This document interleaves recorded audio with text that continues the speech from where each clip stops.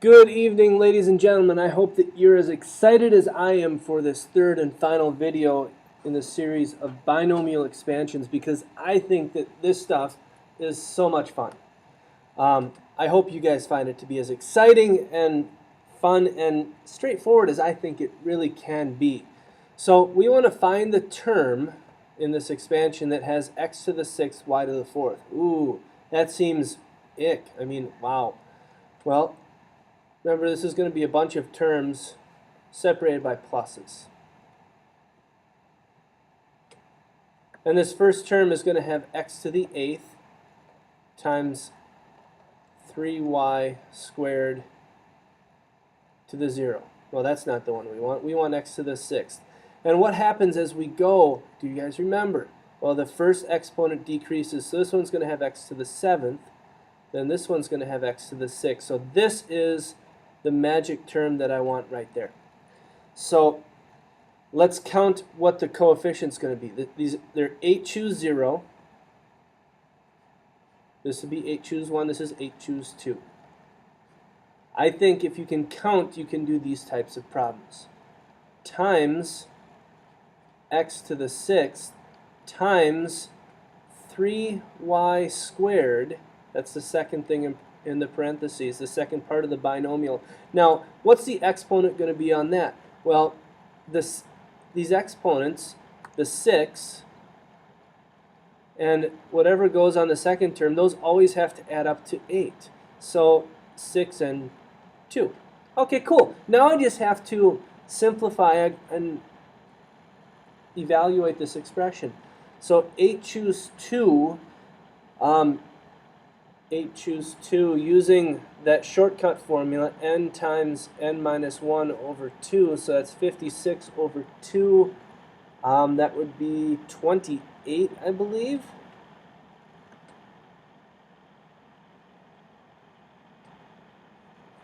This came from the previous video. Times x to the 6th times, now be careful, this 3y squared did have to go in parentheses because I'm squaring the entire thing. It's times 9 times y to the 4th. Okay, now 28 times 9. We got to do 28 times 9. I don't know what that is off the top of my head. I'm not going to grab my calculator. 72. 18 plus 7 is 252. 252, x to the 6th, y to the 4th. I hope I didn't make a mistake here, but if I did, please forgive me. But here is my term that contains x to the 6th, y to the 4th. And I'm done with this problem. So in general, I just want to show this to you. You'll probably never ever actually use this, but this is what the binomial theorem says. A plus b to the n is equal to a to the n plus n choose 1, a to the n minus 1 times b, the first, plus da-da-da-da-da, and then this is the general term, and then b to the n will be the last one. This just says that the exponent on a decreases by 1 each time. The exponent on b starts at 0 and increases by 1 with each term, and it starts out with n choose 0, then n choose 1, then n choose 2, then n choose 3, and then finally n choose n at the end. So here we go. Use the binomial to expand and simplify this beast. Ooh, both the a and the b are more than just a letter or number. So we're looking at 5. 5 choose 0 times 2x in parentheses, ladies and gentlemen, to the 5th, times negative 3y. The negative comes along with the 3y, and that's to the 0. Plus, I'm not going to try and do any arithmetic yet. I'm just going to write out my terms. 5 choose 1 times 2x to the 4th times negative 3y to the 1st plus 5 choose 2 times 2x cubed times negative 3y squared. Notice exponents are still adding up to 5. Plus 5 choose 3. 2x squared, negative 3y cubed, plus 5 choose 4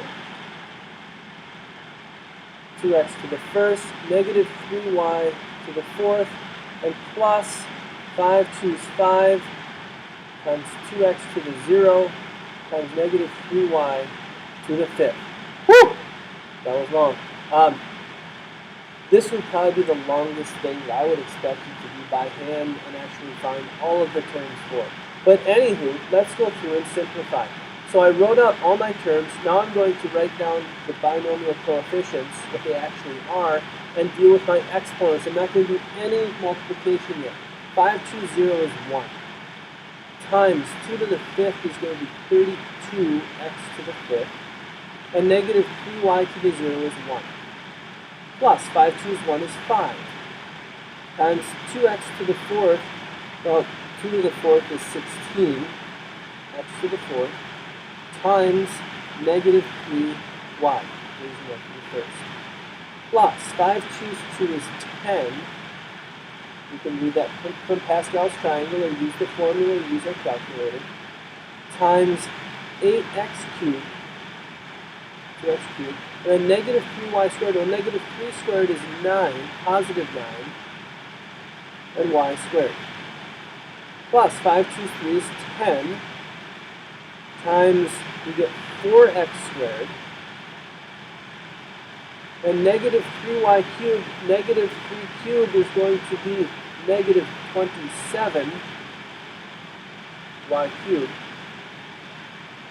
plus 5 choose 4, 5 choose 4 is going to be 5, times 2x, it's 2x to the first, negative 3y to the fourth is going to be positive 81y to the fourth.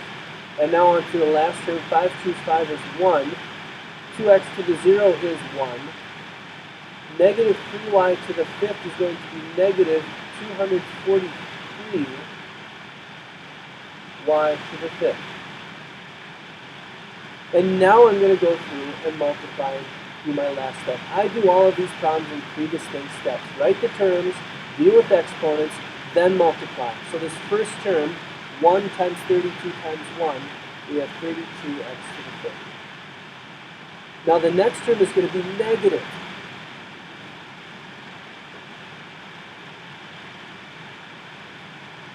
We have 5 times 16 times negative 3, which is going to be minus 240, and then we also have x to the fourth and y. The next term will be positive 450, 10 times 8 times 9, x cubed y squared, plus, actually the next term will be negative because it's 10 times 4 times negative 27, which is negative, so minus 1080, and we have x squared y cubed. 5 times 2 times 81, this term will be positive 810 xy to the fourth, and then minus 1 times 1 times negative 243 is minus 243 y to the fifth. And there we go, ladies and gentlemen. We are done with this expansion. These problems are a little bit long, but they really force you to pay attention to detail and do a good job with your organization and your arithmetic. If you can stay organized and do your arithmetic correctly, these problems aren't too bad. So, find the coefficient x to the fifth in this expansion. Ooh, this one looks even juicier, more disgusting, I mean more awesome. So, let's start writing terms. We first have to figure out which term of the expansion we're going to use. So this first term is going to have x squared, 2x squared, to the 7th. Well, that'll be x to the 14th. Times negative 1 over x to the 0.